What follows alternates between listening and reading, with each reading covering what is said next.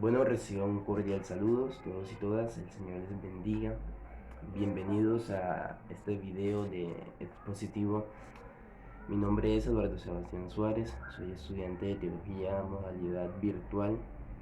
Estoy cursando el sexto semestre, para la gloria de Dios. Y hoy quiero traerles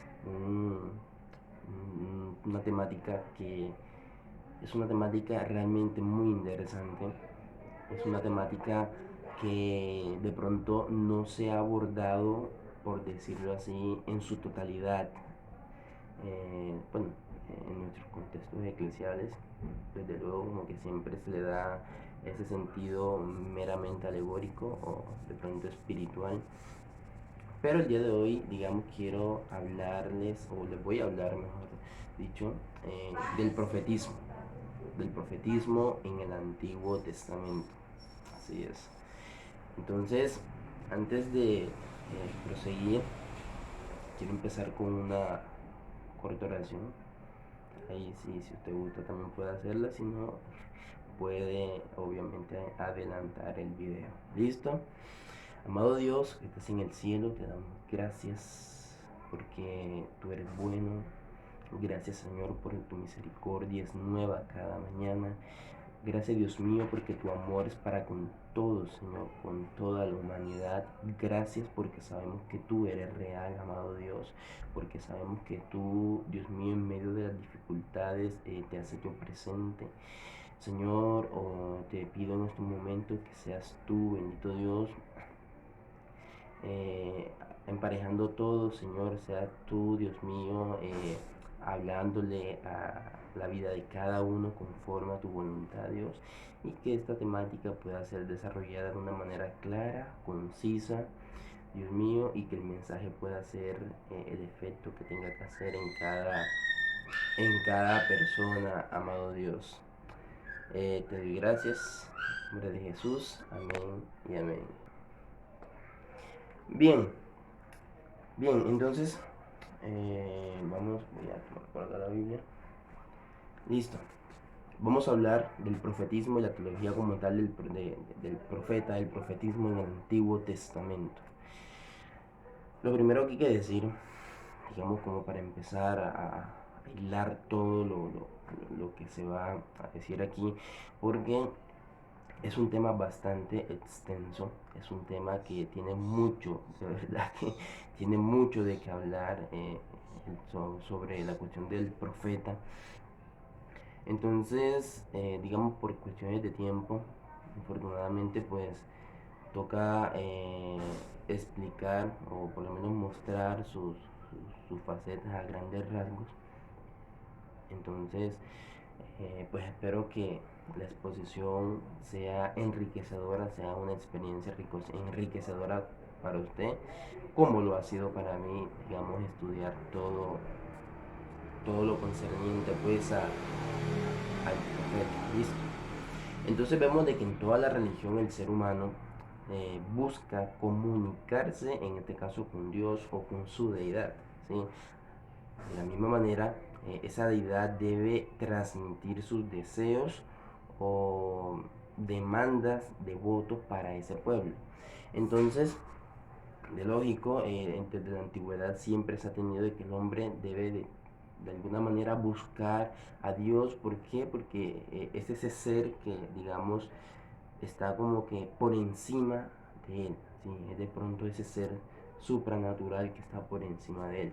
Entonces es aquí, bueno, obviamente muchas de estas personas, digamos, de pronto no van a saber ni siquiera cómo acercarse a esta deidad o de pronto qué es lo que quieren sí en ella. Entonces debe surgir un mediador, ¿sí? Partamos como que desde esa perspectiva, el profeta como un mediador entre el pueblo y Dios. Entonces surge la figura del profeta, quien va a funcionar obviamente como ese mediador entre Dios, entre el pueblo, que es el que va a hablar a favor de la deidad o en nombre de la deidad, en este caso sería Jehová en el Antiguo Testamento, ¿cierto? Entonces, el profetismo era un fenómeno común en el Antiguo Oriente.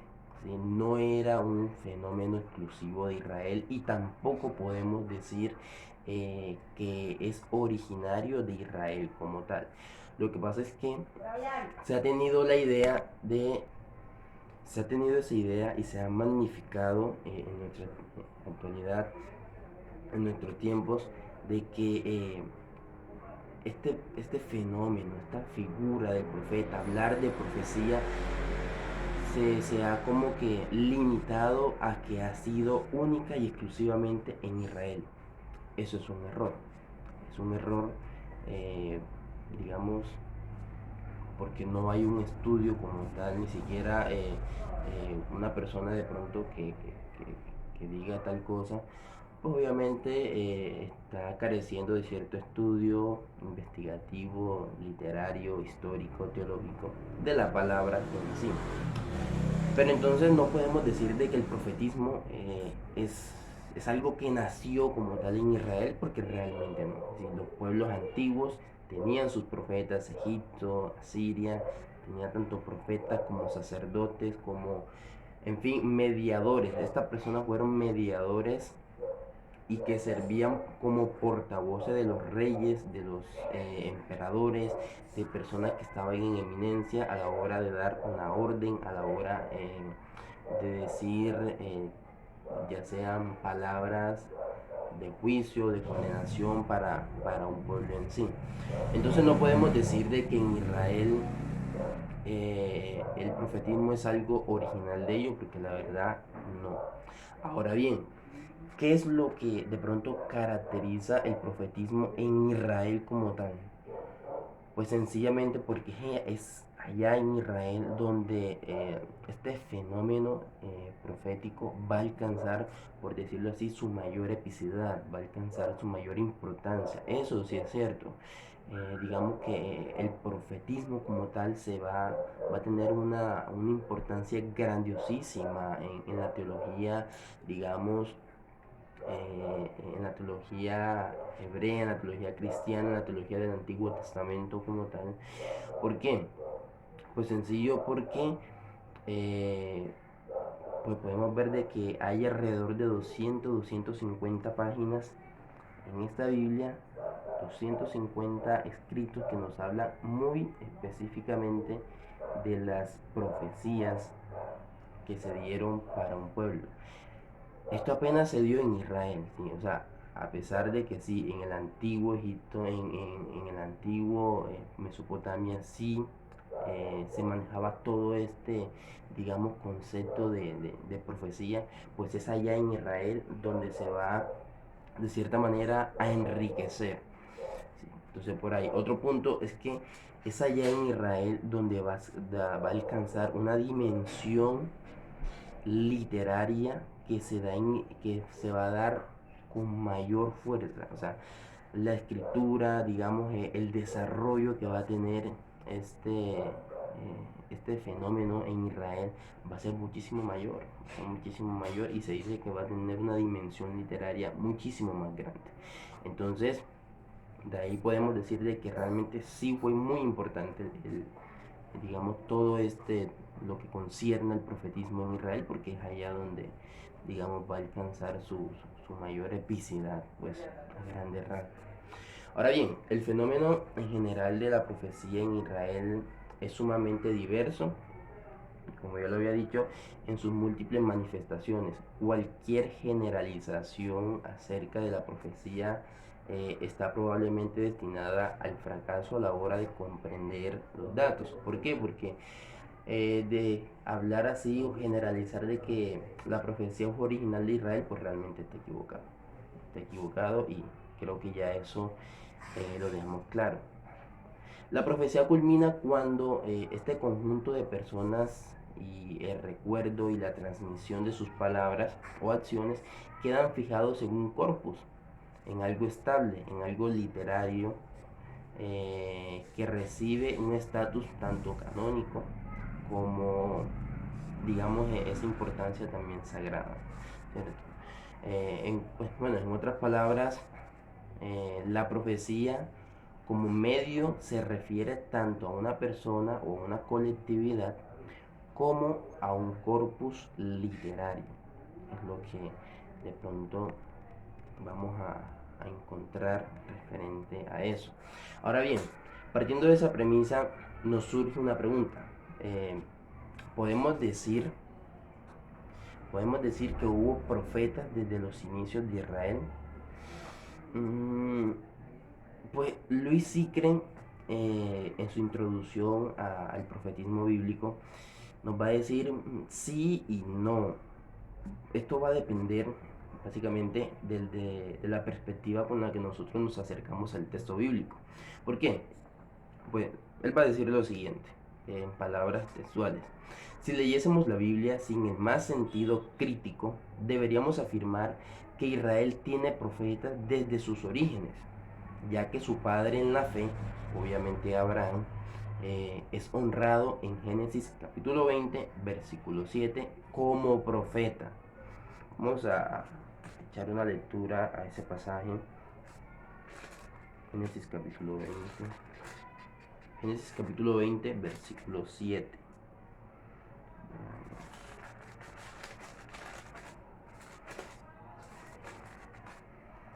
Entonces, vamos a encontrar aquí de pronto esa mención hacia el profeta como Abraham. Listo, dice. Ahora pues, devuelve la mujer a su marido, porque es profeta, y orará por ti y vivirás. Si no la devolvieres, sabe que de cierto modo tú irás y todos los tuyos. Entonces Abimelech se levantó de mañana y llamó a todos sus siervos y dijo todas estas palabras en los oídos de ellos, y temieron los hombres en gran temor. Después llamó a Abimelech a Abraham, padre de la fe, y les dijo, le dijo, ¿qué nos has hecho? ¿En qué pequé yo contra ti y qué has traído sobre mí y sobre mi reino tan grande que he pecado? Lo que no debiste hacer has hecho conmigo. Bueno, entonces aquí se va a ver en un primer momento, digamos, esa mención hacia Abraham como profeta. Moisés también, digamos, de cierta manera se va a convertir en un modelo, se va a convertir en esa también figura profética, pues de ese profeta que transmite la palabra de Dios a un pueblo. Pero ¿qué dice Luis Sicren? Y digamos que es como que su punto de vista respecto a lo ya mencionado, y es que para nuestra época, sí, o sí, para nuestro tiempo, todo lo referente a la situación de Israel antes de la monarquía está sometido a una revisión crítica. De manera que más que reflejar una realidad histórica de los profetas, pues estos pasajes lo que nos están es proyectando la mentalidad posterior sobre algunos aspectos del profetismo. Entonces vemos de que de pronto no se va a tomar en el sentido literal del profeta, estos dos personajes, tanto Abraham como Moisés, sí, que en un momento dado ellos hicieron o se manifestaron ciertos rasgos del profeta en ellos, pero que esto daría pie como, digamos, para ir estructurando o de pronto uno ir mirando los aspectos que como tal deben constituir a un profeta. ¿Listo? Pero sí hay que decir que esta comunicación directa de Dios con el pueblo y la transmisión de su palabra es quizás el aspecto más importante para la historia de la profecía. Eso sí es cierto. Bueno, dejando, digamos, esa introducción ahí y de pronto a grandes rasgos de lo que puede ser un profeta, voy a mencionar o hacer mención a algunos términos y significados que le han conferido al profeta como tal. Bien, el primero es el roé, es el vidente, ¿sí? Creo que hemos escuchado, digamos, ese término vidente en la actualidad y lo asociamos como que como con algo oculto, como con algo de cierta manera peyorativo también. de cierta manera satánico, así de pronto se asocia con brujería. Dicen, no, que él es un vidente, de pronto la persona piensa, él es el que echa las cartas o el que lee la mano, en fin. Pero en un primer momento así se le llamó al profeta en el Antiguo Testamento, el Roeg, el vidente. Y eso lo vamos a encontrar en 2 24, 2 Samuel 24:11. Vamos, que dice 2 Samuel 24:11.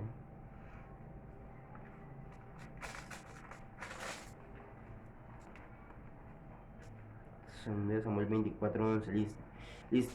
Y dice, por la mañana, cuando David se hubo levantado, vino palabra de Jehová al profeta Gad, ojo, al profeta Gad, vidente de David, diciendo, ve y di a David, así ha dicho Jehová, 3 cosas te ofrezco, tú escogerás una de ellas para que yo las haga. Entonces vemos de que se hace mención a ese término, el vidente, en este caso era el profeta de David, Gad, ¿sí? Y el Señor pues lo va a interpelar y le dice, vidente, ve y di tal cosa a David. Entonces, eh, eso ahí. Primera de Reyes 13, digamos, también se hace una mención a lo que respecta también al vidente. No, perdón, Primera de Reyes 13 no, Segunda de Reyes 13. También se habla del vidente. Ahora, ¿qué significa este término, el vidente? Pues significa examinar, conocer, presenciar, asistir. Es la actuación de Dios, es el hacer, el sentir o el revelar algo. ¿Sí? En este caso, el vidente de David fue a revelarle el mensaje de Dios, fue a mostrarle el mensaje de Dios. Entonces, significa básicamente eso, es ser mostrado o mirarse también, ¿sí? Es un término muy antiguo, realmente muy antiguo, por allá en 2 Samuel, si no estoy mal, 11:16, se habla de que anteriormente el que se le llamaba profeta se le dice vidente, también se va a hacer mención a esa parte. Entonces el profeta no es solo el que recibe de Dios, sino que investiga y analiza la situación que hay a su alrededor. Esto es lo que también significa evidente, porque significa conocer, significa examinar. Entonces el profeta no simplemente es esa persona que está aquí sentado y de pronto, no sé, está hablando con alguien y de repente, ¡pum!, el Señor le dice, mijo, mira, aquí está todo lo que tiene que decir. No, es una persona que se dedica a un estudio bíblico, es una persona que se dedica al estudio de su contexto, básicamente, para poder, digamos, anunciar, denunciar, incluso renunciar en algunas cosas, y yo le agregaría consolar también, porque al final la profecía también sirve como un consuelo para todos. El próximo término es los Ish Elohim, o también conocido como varón de Dios. Esto sí lo vamos a encontrar en Primera de Reyes 13, Primera de Reyes 13, dice, y he aquí un varón de Dios por la palabra de Jehová vino de Judá a Betel, y estando Jeroboam junto al altar para quemar incienso. Entonces es otra manera en la que se refiere al profeta, el Ish Elohim, el varón de Dios. ¿Sí? Entonces se le llama así porque son partícipes del poder de Dios. Ellos tienen un maestro, ¿sí? Tienen un maestro a los que le llaman padres. El profeta como Elías o Eliseo, vamos a encontrar también que le dicen el varón de Dios o los varones de Dios. A veces vivían con su familia y lo reconocían de esa manera. O de pronto decían, allá viene el hermano del varón de Dios. También vamos a encontrar pues en uno de estos libros. El tercer término es Naví. que significa profetizar, pronunciar, hablar, dar un mensaje. Aquí el profeta ha sido llamado por Dios para dar ese mensaje, para ser ese portavoz de parte de él. Y el último, bueno, no es el último término como tal, pero digamos, es el último que voy a presentar, como para no hacer esto demasiado extenso, sino como lo más central, lo más importante, pues. El último término es profetes, ¿sí? Profetes, que es el que habla a favor de alguien, ¿sí? Es el que de pronto va a decir algo a favor de Dios. Por eso muchos pasajes vamos a encontrar que empiezan como así ha dicho el Señor, o el Señor dice tal cosa. Entonces, este no significa predecir. Obviamente, de pronto uno piensa que porque el profeta, o de pronto este término muchas personas lo han tomado como es el que predice el futuro, es el que sabe qué es lo que va a pasar en el futuro. No, realmente no es así. Sí, en la actualidad se le ha dado una mala interpretación y aplicación a este término. Muchas personas no conocen el significado como tal. Estos conceptos hay que buscarlo como tal en diccionarios, en Biblias de teología, en diccionarios de teología, para poder, digamos, saber de qué se está hablando ahí. Hay otro término que es el procureo, y la Biblia no lo utiliza, pero ese sí significa predecir, ese sí significa hablar del futuro, ¿sí? Pero reitero, en la Biblia no se está utilizando. Entonces, de pronto cuando usted busca el significado de profeta en la Biblia, le va a decir, es aquella persona que Dios le ha revelado el futuro y que interpreta el futuro o conoce el futuro. Entonces de ahí uno, o por lo menos las personas se hacen una mala idea de lo que significa profeta, y va de pronto donde el dicho profeta a que le diga qué puede pasar conmigo mañana, o qué puede pasar en mi relación, o qué va a pasar con este negocio que voy a emprender. ¿Sí? Entonces, situaciones así equivocadas, eh, en fin, se le ha dado una magnificencia demasiado grande a este término profetas, pero reitero, no habla específicamente del futuro, no es que el profeta conoce como tal el futuro. Sí hay, digamos, desde luego el profeta de Dios va a conocer algo del futuro, pero no es donde de pronto se agota, digamos, su función como tal, ¿sí? No es eso, sino que es básicamente algo más del presente, algo más de aquí y de la ahora.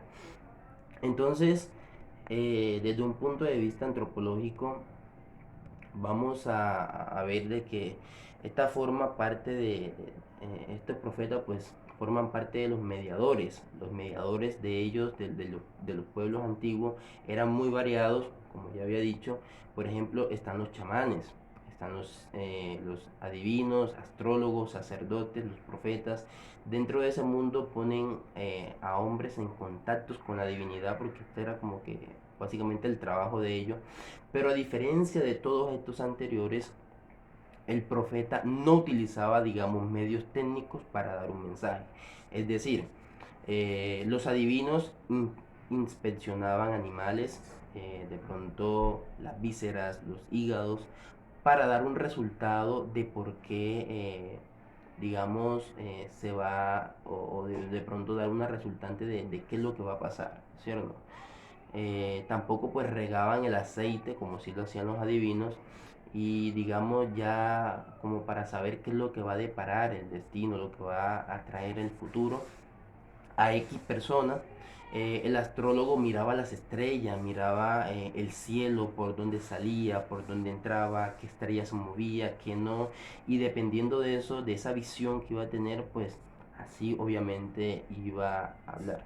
Mientras que el profeta, no, el profeta como tal, no, el profeta se deja llevar por la inspiración divina, ¿sí? Es una persona que está en comunión con Dios, y que es Dios el que toma la iniciativa para decirle, venga, que necesito que vaya a decir tal cosa. Entonces es mera inspiración divina. Transmitían un mensaje muy breve. Los profetas en la antigüedad transmitían un mensaje muy breve de la divinidad. Muchas de las divinidades eran, digamos, femeninas. Obviamente pues estoy hablando más como de una teología balística, podría decirse, una teología no cristiana, porque sí hubo profetas y también hubo profetisas. De hecho, hubo muchas profetisas porque la mayoría de las divinidades pues eran de un carácter femenino. Bien, eh, pasemos un poco a las personalidades, digamos, del profeta como tal. El profeta tiene conciencia de haber sido llamado por Dios. ¿Sí? Tiene que ser una persona consciente de que fue Dios el que lo llamó para realizar esta función. Esto lo podemos encontrar en Amós capítulo 3, versículo, Amós capítulo 3, versículo 8. Entonces vamos al libro de Amós. Ok. Libro de Amós. Voy a buscarlo. Un momento. Bien, y dice Amós en el capítulo 3, versículo 8. Si ruge el león, ¿quién no temerá? Si habla Jehová, el Señor, ¿quién no profetizará? Listo. Entonces el profeta es una persona llamada por Dios lleno de su Espíritu Santo. Les transmite la palabra del Señor a las personas que da de una u otra forma se habían distanciado de Dios. Es cierto, en cierto sentido, pues el profeta puede verse como ese predicador, puede verse obviamente como ese portavoz. Sin embargo, en términos laborales, de la actualidad, un profeta es un denunciante. Un profeta particularmente cuando toda una tribu o nación se ha alejado de Dios, pues él va y empieza a anunciar si es necesario renunciar o de pronto denunciar ciertos juicios, ciertos procedimientos. Entonces, eso ahí. De hecho, para el tiempo en que se desarrolla, digamos, la historia interna del Antiguo Testamento, el profeta no era visto de la mejor manera, ¿sí? No era visto de una manera admirable, ¿sí? El profeta, o por lo menos, no era una figura que gozara de popularidad en el antiguo Israel, realmente no. No era de pronto como tenemos ahora a las personas que se dicen ser profetas en el sentido más estricto de la palabra, y de pronto son esas personas que van allá con saco, corbata, y muy válido y respetable todo eso, pero que de pronto la recibían de pronto con esa algarabía, y aquí viene el varón de Dios, y aquí viene el enviado de Dios, y nos va a dar profecía. No, no. Realmente en el Antiguo Testamento no es así. No vamos a ver, digamos, esa popularidad en los profetas. O de pronto sí la hay, de pronto sí hay una popularidad, pero no es la que de pronto esperábamos. O sí, no es de pronto la que vamos a esperar de un profeta como tal. Entonces, eh, puede ser sacerdote como Jeremías, un pastor como Amós. El mensaje que Dios le revelaba muchas veces o en muchas ocasiones no es del agrado del profeta tampoco. Pero igual pues tenían que darlo, ¿cierto?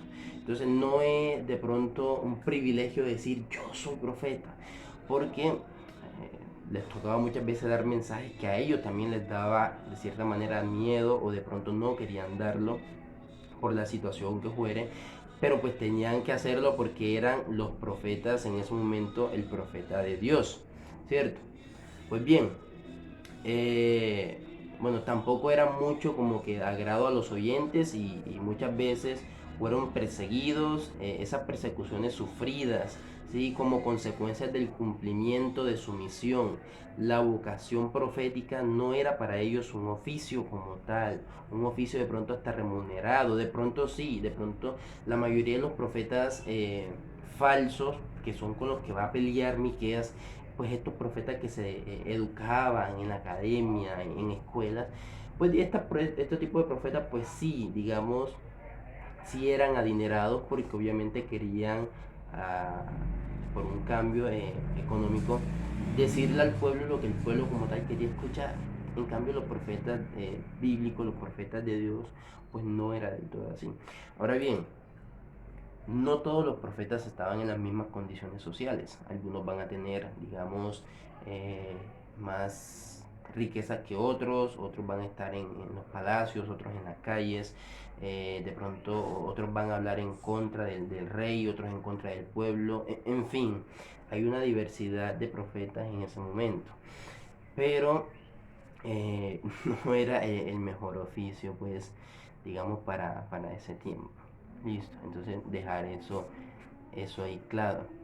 La vocación profética no era para ellos un oficio remunerado para ganarse la vida, sino respuestas a un llamado del Señor para cumplir la misión de hablar en su nombre.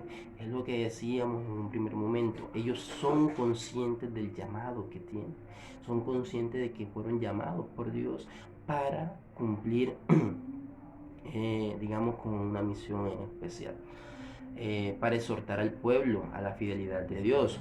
Con frecuencia el profeta del Antiguo Testamento, los profetas del Antiguo Testamento tuvieron que comunicar al rey noticias poco alentadoras, ¿sí? Asumir una actitud cuestionadora que no era del agrado total de quienes estaban, pues obviamente, en el poder religioso, político, económico, ¿sí? Tanto que para el siglo XIX, que se considera el siglo del romanticismo, se va a imponer una imagen del profeta como el solitario, el individuo solitario. Por ejemplo, Elías en el monte Carmelo está rodeado de gente y se siente solo. Sí, se siente solo y hablando con Dios le dice, solo quedo yo y me buscan para matarme. Entonces, imagínense esa situación que vivían los profetas. No era un oficio, digamos, del todo admirable. A los profetas los buscaban para matarlos, a los profetas los perseguían. ¿Por qué? Porque ellos hablaban la verdad y la decían en nombre de Dios. Tenían una voz profética, ¿cierto? Tenían una voz profética. Pero esta imagen obviamente también será criticada posteriormente por Gerhard von Wright, donde dice que el profeta en la soledad descubre sus valores. Bueno, no solo en la soledad va a descubrir sus valores y sus emociones, sino que el profeta tiene un influjo en la tradición teológica, tiene un influjo en su contexto, ¿sí? Tiene un influjo en el culto, en la sabiduría popular que él ha adquirido cuando era pequeño con sus padres, en su cultura como tal. Entonces no se puede considerar un profeta como un individuo aislado de la sociedad. Es lo que va a decir Gerhard von Wright. Y es verdad, porque ya que el profeta tiene una profunda sensibilidad humana, él no es ajeno a su realidad, ¿sí? Él no es ajeno a lo que está pasando el pueblo. El profeta no es indiferente al mal actuar del pueblo hacia Dios o del mal actuar de los reyes, política, hablando desde una perspectiva política y económica hacia su pueblo. Ellos tienen esa sensibilidad de hablar. Ellos son, digamos, de cierta manera también se sienten mal cuando ven una injusticia, cuando ven un mal procedimiento, ¿cierto? Entonces, el profeta no es indiferente al mal actuar del pueblo hacia Dios. Bien, la iglesia debe abanderar, y esto es una aplicación que se puede hacer a nuestro contexto. ¿Será que nuestras iglesias están abanderando procesos? Pues resulta que las iglesias deben abanderar algún proceso, alguna costa en su propia seguridad, aunque de pronto sí, va a haber el miedo, va a haber el temor de lo que vayan a decir, lo que vayan a hablar, pero o de pronto con lo que vaya a pasar, pero digamos, estamos llamados, la iglesia está llamado a una voz profética, ¿sí? No de pronto estar ahí agachadito de que hay lo que dejemos que pase todo y nos metámonos en ayuno y en oración. Válido y respetable que entremos en ayuno y en oración, es muy bueno realmente, pero también necesitamos movernos en la esfera social, ¿sí? Porque al fin y al cabo la iglesia también tiene una voz y también tiene una palabra en lo social. Entonces, El profeta conoce a la perfección su contexto. La iglesia debe estar informada de todo lo que se está manejando en el mundo. Los profetas eran muy curiosos. Los profetas conocían lo que estaba pasando en su contexto. Sí, ellos no eran indiferentes. Para poder dar un mensaje pertinente a la actualidad.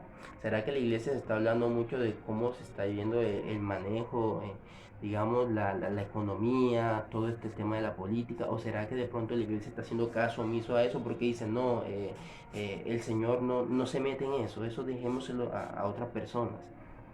Pues resulta que no. Resulta que la iglesia debe ser consciente y debe educar, tanto teológica como política y económicamente, a sus feligreses, ¿sí? Porque la iglesia es una realidad, sí, una realidad espiritual, pero también una realidad social. La iglesia está inmersa en un contexto, y si es como el contexto colombiano que tenemos, pues hay mucho de qué hablar. Entonces, el profeta es un intercesor. Amos 7, del 1 al 6, también nos va a decir que el profeta es un intercesor. El tema de la intercesión es muy importante en el texto bíblico. Que una persona se sustraiga de sus necesidades para velar por el otro. Y de esta, una característica del profeta, Dios está buscando personas que se pongan en la brecha con él entre la corrupción, entre los malos procedimientos que tanto daño le han hecho al pueblo. El intercesor es una persona que impone su vida para orar por el otro. Es aquella persona que siente una carga en su corazón por una situación ajena. Es alguien que lleva una vida profunda de comunión con Dios y negación propia. Entonces el profeta no se cree el más puro, el más santo en su momento, no debe contaminarse, no se puede acercar a X persona porque se puede contaminar, no, es una persona humilde de corazón. El profeta denuncia el pecado. Ahora, no se queda callado ante las desigualdades e injusticias sociales que está viviendo en ellos, ¿sí? Sino que tiene ese sentimiento fuerte de hablar, de denunciar. Por lo menos Walter Brueggemann va a describir lo siguiente. El profeta, así textualmente, el profeta habla porque lo empuja una fuerza inexplicable que es considerada la llama de Jehová. Existen indicios de que estos movimientos son receptores de extrañas experiencias psíquicas, de que les visita lo sobrenatural en su forma extraña, tal como sueños, visiones, trances. John Barton llega a emplear el término místico.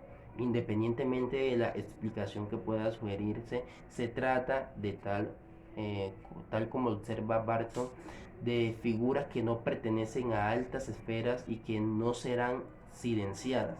En ese sentido, ejemplifica una cierta apertura en la sociedad israelita, sugiriendo que la organización administrativa no era tan estricta como eficaz como para impedir el estallido de una opinión ajena a la administración.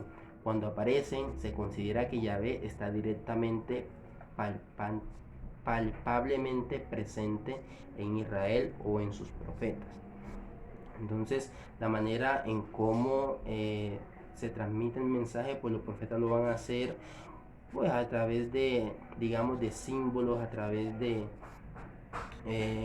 cierta manera, de poemas también lo van a hacer. Entonces, lo que respecta ahí, himnos de doxológicos, autobiográficos, también van digamos, a transmitir el mensaje. Entonces, eso, mis queridos y queridas, es básicamente lo que consiste el profeta. Hay mucho más que hablar, realmente hay mucho más que hablar, pero infortunadamente por el tiempo también debemos limitarnos un poco. Entonces, que el Señor los bendiga y tengan buen tiempo.